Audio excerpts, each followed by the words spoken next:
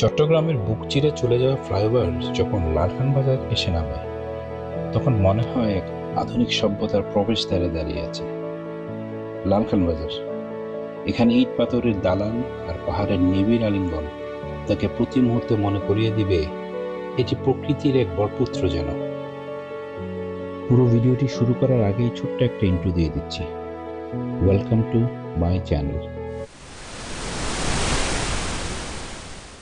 এখানকার রাস্তার একপাশে তাকালে দেখবেন সুউচ্চ পাহাড়ের চূড়ায় সাদা মেঘের আনাগোনা। পাহাড়ি ঢাল বেয়ে গড়ে ওঠা বসতি, সবুজের গালিচা শহরটাকে এক অনন্য আভিজাত্য দিয়েছে। বিশেষ করে বৃষ্টির দিনে পাহাড়ের গা বেয়ে নেমে আসা কুয়াশা এই এলাকাকে এক মায়াবী রূপ দেয়। লালখান বাজার থেকে যখন আপনি জিসির দিকে এগোবেন, মনে হবে আপনি কোনো এক উন্নত বিশ্বের বাণিজ্যিক নগরে আছেন। চওড়া রাস্তা, সারিবদ্ধ ল্যাম্পপোস্ট আর দুই পাশে সুউচ্চ ভবনগুলোর কাচের দেয়ালে সূর্যের প্রতিচ্ছবি এক চমৎকার দৃশ্য তৈরি করে।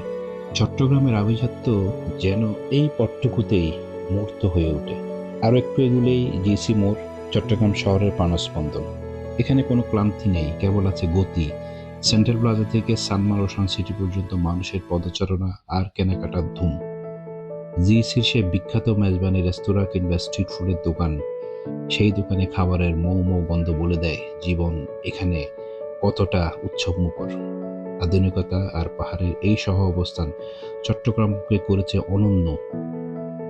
এই পথটুকু হয়তো ছোট, কিন্তু এর মাঝে লুকিয়ে আছে পুরো চট্টগ্রামের এক আধুনিক গল্প। প্রিয় বন্ধুরা, আশা করছি এই ভিডিওটা পুরোটাই দেখবেন। Please like, share and subscribe my channel. Thank you.